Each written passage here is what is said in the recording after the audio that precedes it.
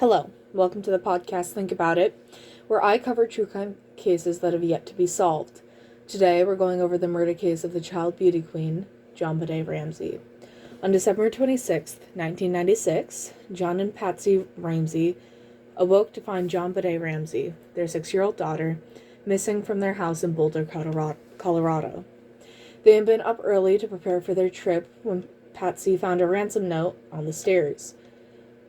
$118,000 for their daughter to return safely. In the note, it had said not to call the police. Patsy disregarded what the note had said and immediately called the police. The time the police got there was 5:55 a.m. They had found no signs of forced entry, although they did not search the basement. Before they had found any sign of what might have happened to JonBenét, they had already made many mistakes in how they were going about investigating. They had only JonBenét's room blocked off, so family and friends were able to go around the house to destroy or leave fingerprints on something that could be potential evidence.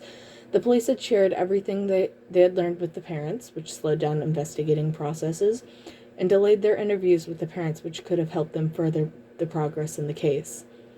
At 1 p.m., the detectives had told John Ramsey that a family friend to search the house and see if anything was suspicious or out of place. The first place they looked was the basement, where they had found JonBenét's body. The autopsy had found that her death had been from strangulation. The autopsy had shown the marks on the neck from being strangled, as well as fractures in her skull and marks all along her body. Her mouth was covered with duct tape, her wrists and neck had been bound with a white cord, and her chest had been covered with a white blanket. They didn't have any conclusive evidence of rape, but sexual assault had in fact occurred. The coroner had found pineapple in the 6-year-old's stomach, and her parents didn't remember feeding her anything before she went to sleep. They had found a bowl of pineapple in the kitchen that had her 9-year-old brother, Burke's, fingerprints on it, although it could not be used as strong evidence because of the fact that the family had been left alone in the house, allowing them to tamper with evidence in places other than her room, and the Ramseys had claimed that Burke had been in his room all night, asleep. There's 2 popular theories for this case, so let's get into them. The first theory is commonly known as the family theory, which is the idea that someone from inside her family had murdered her. The reasoning behind this theory is that the ransom note had been much longer than the ransom notes of other cases. It had been written with pen and paper that had been inside of the Ramsey's house, and the ransom note demanded close to the exact amount of money that John had received for his bonus a few months prior. More evidence to back up this theory was that the Ramseys had been uncooperative while working with the police. Later on, they had said that it was because they were worried that the police would not conduct a full investigation and would have them as easy suspects. All 3 of the family members were interrogated by professionals and had handwriting samples submitted to compare them to the ransom letter. John and Burke were quickly cleared from the suspicion of writing the note. Later, it had been confirmed that Patsy could not yet be cleared, through her writing sample, and could have written the note. Although they had not followed up with any more tests or evidence after the handwriting test. There had been many other suspects, but the media immediately focused on her parents as suspects. They spent many years being speculated by the public. A Colorado grand jury voted to accuse the Ramseys of child endangerment and hindering a murder investigation. The prosecutor believed that there had not yet been enough evidence and did not prosecute them. John and Patsy were never officially named as suspects in the murder. The second theory is one that is known as the intruder theory. This one is the idea that an intruder broke into their home and murdered JonBenét while everyone else had been asleep. The evidence to support this theory is that there had been a boot print found right next to JonBenét's bed, which could not have belonged to anyone in the family.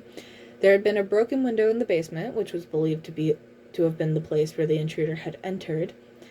There was also DNA from the blood on her underwear that had come from an unknown man. The floors in the Ramsey household were also heavily carpeted, which have made it much easier to carry JonBenét's body down the stairs without waking any of her family members in the house. There had been many suspects outside of the family, starting with Gary Olivia, a known sex offender that was in Boulder, Colorado at the time of the JonBenét's murder, that seemed to have included sexual assault because of the droplets of blood on her underwear. Gary Olivia had been in and out of the area when the police had found a magazine cutout of JonBenet in his backpack after he was arrested for drug charges in 2000. He was released, but later on more evidence had started backing up the idea that he might have done it. Olivia's high school friend, Michael Vale, came forward with something that would support Gray being a suspect. Vale had said shortly after the murder, Olivia had called him and said to have confessed, to have hurt a little girl. I hurt a little girl. Later, Vale had said that the knots that had been tied in the wire that had killed JonBenet looked like the knots Olivia had tied to attempt to kill his mother with a phone cord. Olivia had also apparently been linked to other marks on JonBenet's body. The marks had seemed like that of a stun gun, and Olivia had one at the time of the murder, although he had been cleared through a DNA test. The second suspect is an electrician by the name of Michael Helgoth, who worked at an auto salvage near the Ramsey's house. He had been tied to the Ramseys through an alleged property dispute that had included the Ramseys. It has been speculated that once Helgoth had begun hearing about him being a possible suspect in the case, that he had decided to kill himself before anyone could begin questioning him. He had died 2 days after a press conference, saying that they had caught wind of a new suspect. Helgoth has since been cleared, then through DNA testing. The third suspect, that has since become one of the most popular suspects, is John Mark Carr. He is a former school teacher that confessed with no prompting to the strangulation of JonBenet in graphic detail. Carr had been arrested in Thailand, which was where he was hiding after being charged for child pornography in the U.S. He had begun being a suspect after talking to a professor in Colorado about the documentary the professor was making about the case. One of the emails talked about his fascination with JonBenet, which the professor had immediately reported to the police. He was then arrested as a possible suspect. He was flown to Boulder to be questioned, but was cleared after he did not pass the DNA test. He is now released and living with a new identity in the Pacific Northwest. The fourth suspect that we are naming here is Linda Hoffman-Pook, the family's housekeeper. The housekeeper did not fit the profile that the police were searching for, but what began to draw attention to her is the fact that she was so sure that Patsy had accidentally killed her daughter. Patsy had said to investigators that Hoffman-Pook did not have much money and asked for a loan that contained several $1,000s, but Patsy refused. The policeman then told the housekeeper to write down the number 1,800,000, then took her fingerprints and multiple strands of hair. Then she testified for a total of 8 hours. People suspect that Linda Hoffman-Pook led JonBenet down the stairs to the basement to try and get the Ramseys to pay her ransom. She was familiar with the Ramsey schedule and their house and did not have an alibi that night. She claimed she was sleeping in her bed while her husband slept on the couch.